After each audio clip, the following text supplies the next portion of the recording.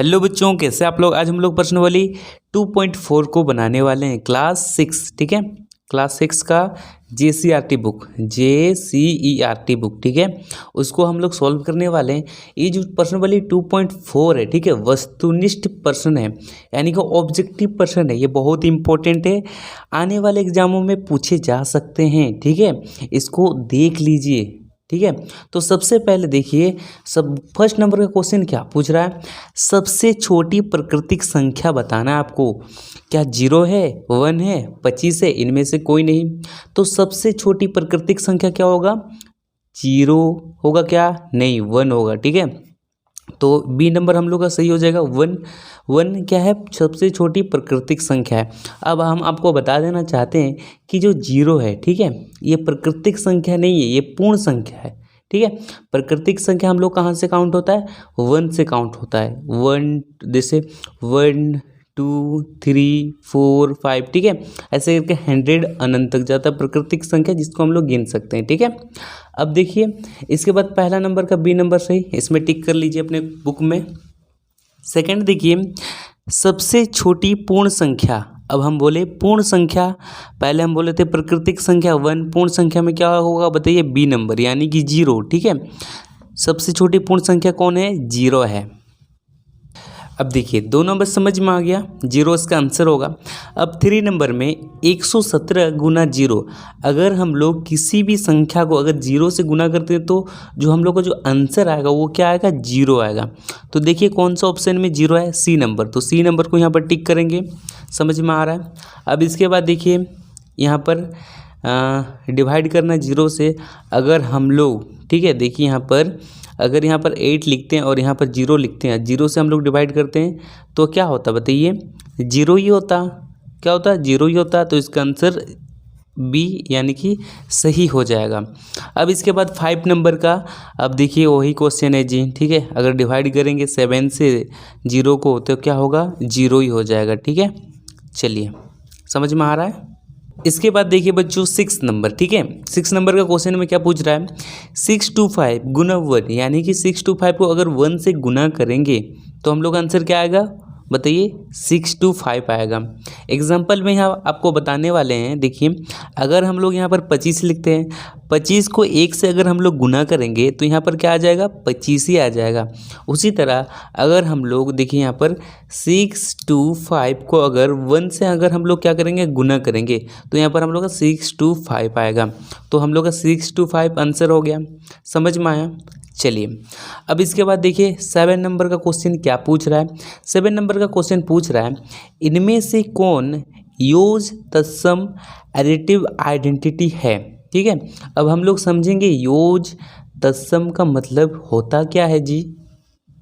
तो देखिए बच्चों, योज का मतलब होता है जोड़। क्या होता है, जोड़, यानी कि प्लस का चिन्ह। ठीक है, अब इसके बाद योज तत्सम का मतलब क्या होता है, अगर यहाँ पर हम कोई संख्या लेते हैं, ठीक है, मान लीजिए 2 लेते हैं, 2 के साथ हम लोग क्या को जोड़ेंगे, जो आंसर में हम लोग क्या आना चाहिए, 2 ही आना चाहिए।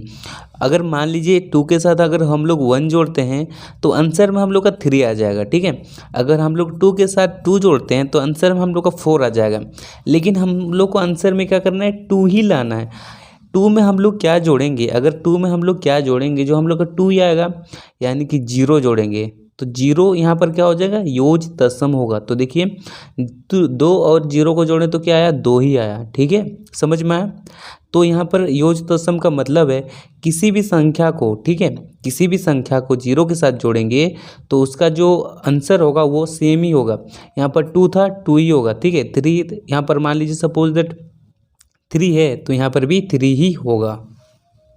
तो बच्चों इसका जो राइट आंसर हो जाएगा वो कितना नंबर, 7 नंबर का। देखिए बी नंबर दिया हुआ है 0, तो ये 0 हो जाएगा, इसमें टिक मारिए। ठीक है, अब देखते हैं नेक्स्ट हम लोग का देखिए 8 नंबर क्वेश्चन, इनमें से कौन गुणात्मक तत्सम है। पहले हम लोग का योज तत्सम था, गुणात्मक का मतलब होता है गुना। क्या होता है, गुना।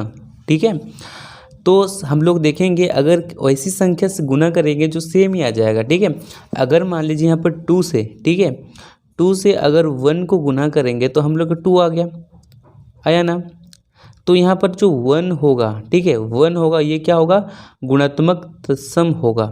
ठीक है। सपोज दैट अगर हम लोग यहाँ जीरो लें, ठीक है, अगर 2 के साथ अगर हम लोग जीरो को गुना करते हैं तो आंसर हम लोग क्या आ रहा है, जीरो आ रहा है, यानी कि इसके और इसके मैच नहीं खा रहा है। देखिए यहाँ पर 2 है और यहाँ पर जीरो है, मैच नहीं खा रहा है, लेकिन यहाँ पर मैच खा जा रहा है। देखिए यहाँ भी 2 है और यहाँ भी 2 है, हम लोग गुना भी किए तो आंसर हम लोग का सेम ही आया, तो उसको हम लोग बोलेंगे गुणात्मक तत्सम। तो बच्चों यहाँ तक समझ में आ गया। हम लोग क्या किए, अगर 2 को 1 से गुना करेंगे तो 2 ही आएगा, ठीक है। हम लोग देखें 2 को 0 से गुना किए तो 0 आया, यानी कि हम लोग समझें कि इसका जो राइट आंसर होगा वो क्या होगा, 1 आएगा, ठीक है। तो 1 को हम लोग टिक मारेंगे तो option number A right answer होगा, ठीक है। अब देखिए इसमें से अब नेक्स्ट हम लोग का क्वेश्चन है, इनमें कौन गुणन का क्रम विनिमय नियम को दर्शाता है, ठीक है। अब क्रम विनिमय का मतलब हम लोग सबसे पहले समझते हैं, ठीक है। तो देखिए इसका जो उल्टा है, ठीक है, देखिए 4 8 है, इसका उल्टा 8 4। अब देखिए यहाँ पर उल्टा क्या हो रहा है, ये वाला तो नहीं होगा। अब देखिए यहाँ पर भी 4 8 है और यहाँ पर 8 4 है, यानी कि ये पहले सीधा किया हुआ है, उसके बाद उल्टा लिखा हुआ है। पहले 4 और 8 को आगे किया है, उसके बाद 8 और 4 को पीछे कर दिया है, ठीक है। तो यहाँ पर देखिए गुणन बोल रहा है, गुणन का मतलब होता है गुना, ठीक है। यहाँ पर हम लोग देख रहे हैं यहाँ भी 4 8 है, यहाँ भी 4 8 है, लेकिन गुना किस में है, ए नंबर में, और इसमें तो जोड़ है, तो हम लोग का जो राइट आंसर हो जाएगा वो ए नंबर होगा, ठीक है, क्योंकि गुना करने बोला है। तो 4 × 8 = 8 × 4, ये राइट आंसर होगा, इसको टिक मार दीजिए। अब चलिए, अब हम लोग का 10 नंबर का क्वेश्चन आता है, ठीक है। इसको हम कॉपी में सॉल्व करके दिखाएंगे, ठीक है। इसको किस तरह से आप सॉल्व करेंगे उसको भी हम दिखाने वाले हैं।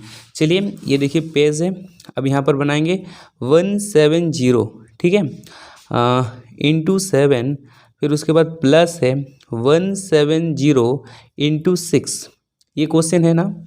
अब देखिए ये जो यहाँ पर 170 और यहाँ भी 170 है, ठीक है। तो 170 को हम क्या करेंगे, कॉमन बाहर लाएंगे, ठीक है। यहाँ से 170 कॉमन लाए तो यहाँ पर बचा क्या, 1, यानी कि खाली 1 को 4 से गुना करेंगे तो खाली 4 आएगा, ठीक है। जोड़ बचा है, जोड़ लिख दीजिए। फिर यहाँ से 170 को बाहर लाएँ तो बचा क्या, 1 को 6 से गुना करेंगे तो 6 से आएगा, तो यहाँ पर 6 लिख देते हैं, ठीक है। अब इसके बाद यहाँ पर देखिए 170, यहाँ कुछ नहीं है, यानी कि गुना है, ठीक है। अब दोनों को जोड़िए, 4 और 6 को जोड़ेंगे तो कितना आएगा, 10, ठीक है। उसके बाद गुना कर दीजिए तो आएगा हम लोग का, बताइए कितना, 1700। तो आंसर में हम लोग देखते हैं कि 1700 कहाँ है, सी नंबर में, तो सी नंबर को हम लोग टिक कर देंगे। तो चलिए 11 नंबर हम लोग देखते हैं। 11 नंबर क्वेश्चन क्या है, 23 और 38, 23 और 38 के बीच कितनी पूर्ण संख्या है, ठीक है। तो देखिए यहाँ पर हम लिख लिए हैं, यहाँ पर देखिए 23 और 38, ठीक है। तो चलिए यहाँ से काउंट करते हैं, 23 के बाद 24, 1 हुआ, 2, फिर ये 3 4 5 पूर्ण संख्या, ठीक है, 6 7 8 9 10 11 12 13 14, तो कितनी पूर्ण संख्या है, 14। यहाँ पर तो 38 है ना, हम लोग को 23 से, देखिए 23 से 38 तक हम लोग को पूर्ण संख्या ज्ञात करना था, तो कितना होगा, 14 को है। तो इसका यहाँ पर ऑप्शन देखिए 14 है क्या, हाँ 14 है ए नंबर में, तो ए नंबर को टिक कर दीजिए, ठीक है। अब चलिए 12 नंबर, अब देखिए 1000 का पूर्ववर्ती लिखना है। पूर्ववर्ती का मतलब होता है कि इसमें से एक माइनस करेंगे, ठीक है, 1000 से एक माइनस करेंगे तो क्या आएगा, बताइए। अगर हम लोग 1000 से एक को माइनस करते हैं तो हम लोग उसको बोलते हैं पूर्ववर्ती, ठीक है, क्या बोलते हैं, पूर्ववर्ती। तो माइनस करेंगे तो यहाँ पर आ जाएगा हम लोग का 999, तो यहाँ पर राइट आंसर होगा ऑप्शन नंबर बी, इसको टिक कर दीजिए। अब देखिए बच्चों 13 नंबर क्वेश्चन है, 2 गुना 125 गुना 50, ठीक है। अब इसको कैसे गुना करेंगे, अगर देखिए यहाँ पर 2 को हम लोग सबसे पहले 50 से गुना करेंगे, 2 को अगर 50 से गुना करेंगे तो कितना होगा, 100। तो यहाँ पर गुना करके दिखा रहे हैं, देखिए अगर 2 को अगर 50 से गुना करते हैं तो यहाँ पर हो जाएगा हम लोग का 100, ठीक है। तो कितना है, देखिए इसको अगर इसको से गुना किए तो 125 गुना 100, ठीक है। अब इससे गुना करेंगे तो कितना आएगा, 1 2 5 और 00, यानी कि यहाँ पर इतना आ गया। तो देखिए ऑप्शन में है क्या, 1 2 5 00, हाँ जी है, ए नंबर में टिक कर दीजिए, ठीक है। अब देखिए हम लोग का नेक्स्ट है 14 नंबर, इनमें से कौन एक वर्ग है, ठीक है। वर्ग इसमें से कौन सा बताना है। तो सबसे पहले देखिए वर्ग का मतलब होता है अगर हम लोग तीन को 2 बार गुना करें, ठीक है, तो 3 को 2 बार गुना करेंगे तो 9 होगा, यानी कि 3 का जो वर्ग होगा वो क्या होगा 9 होगा, ठीक है। अगर हम लोग 2 को 2 बार गुना करते हैं तो कितना होगा 4, यानी कि 2 का वर्ग कितना होगा 4, यानी कि इसको हम लोग ऐसे भी लिख सकते हैं 3 का स्क्वायर, ठीक है, इसको हम लोग लिख सकते हैं 2 का स्क्वायर, ठीक है, इस तरह से भी हम लोग लिख सकते हैं। तो इसमें हम लोग देख रहे हैं कोई भी नहीं है, तो इसमें हम लोग राइट आंसर दे देंगे ऑप्शन नंबर डी, ठीक है, इनमें से कोई नहीं, ठीक है।